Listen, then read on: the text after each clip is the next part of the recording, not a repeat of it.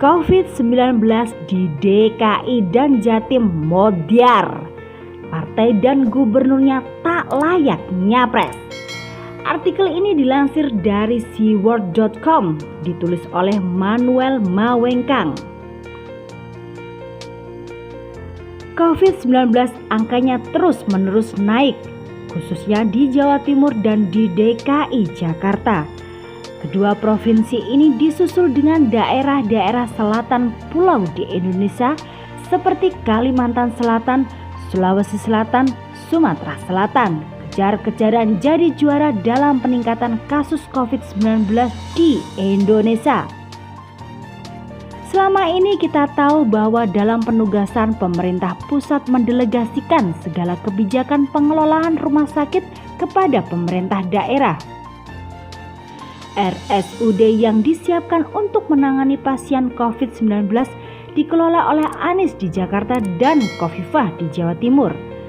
Saat ini kita mengetahui bahwa dua provinsi ini adalah provinsi yang paling parah dalam peningkatan hariannya.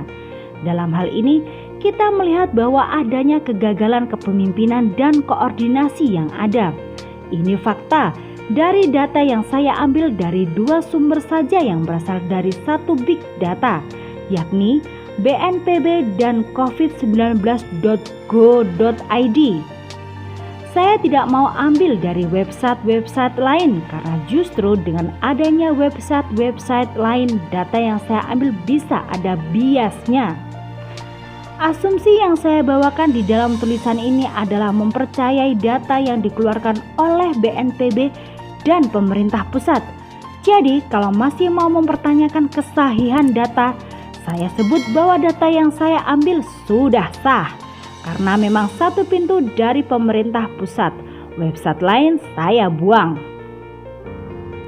Jakarta dan Jawa Timur adalah juara 1 dan 2 dalam kegagalan mereka menangani COVID-19. Mau alasan apapun, para pendukung Anies dan Khofifah tidak bisa berdalih atas data ini. Apakah data ini dianggap rekayasa? Ya nggak mungkin lah. Mereka sudah memiliki jalur data dan informasi yang jelas. Terkait penanganan COVID-19 di Jakarta dan di Jawa Timur, kita melihat banyak sekali kejanggalan dan keanehan yang terjadi. Tidak heran jika angka COVID-19 di dua tempat ini gawat dan hancur lebur seperti orang mau mati, segan hidup tak mau. Apa saja kejanggalan itu? Di Jakarta, Anies itu gak jelas banget, berkoar-koar tak henti-hentinya di mimbar balai kota. Koar-koarnya keren, katanya PSBB itu dijalankan dengan ketat. Padahal apa faktanya? Faktanya adalah pasar tetap buka dan bahkan menjadi klaster penularan penyakit COVID. Lantas dengan data itu, apakah pasar ditutup? Tidak, pasar tetap buka. Dan malah lucunya ada aturan ganjil genap untuk para pedagang. Pasti pedagang marah dong, uang sewa masih belum ada kejelasan, tapi sudah disuruh ganjil genap.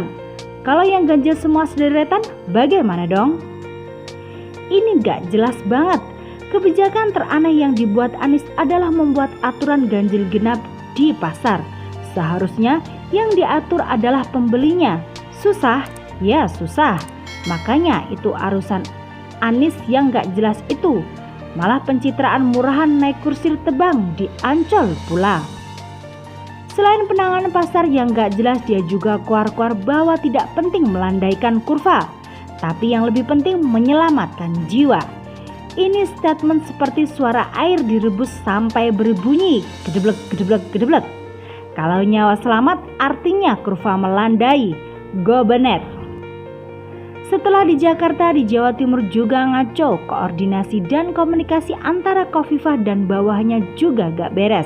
Risma yang sudah luar biasa menjalankan tugas dan tanggung jawabnya di Surabaya masih tidak bisa mengendalikan angka COVID di Surabaya. Kenapa? Karena ada praktik-praktik yang tidak jelas terjadi di Surabaya. Rumah sakit di Surabaya bahkan tidak mau menerima TPK untuk menjadi sebuah terapi yang diminta dilanjutkan dalam skala besar. Padahal arahan Jokowi sudah sangat jelas, TPK harus dilaksanakan dalam skala nasional. Tapi dalam praktiknya, apa yang terjadi? Kofifa sepertinya juga hanya lip service dalam mengatakan bahwa pasien sembuh donorkan darahnya. Wong dokternya aja gak jelas begitu.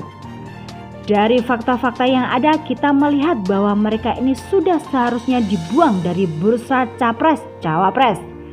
Jangan sampai Anies dan Kofifa jadi capres di tahun 2024. Kita juga lihat partai-partainya, jangan sampai Gerindra, PKS, PAN, Demok, Nasdi dan lain-lain jadi pertimbangan kita untuk memilih. Pastikan pada tahun 2024 mereka gak perlu dipilih lagi. Jangan sampai partai ini mengusung orang yang gak bisa menekan angka COVID-19. COVID saja gak bisa ditangani. Gimana rakyat Indonesia? Mereka sebetulnya mikirin apa sih? Kepentingan pribadi doang? Well, salam Indonesia 1.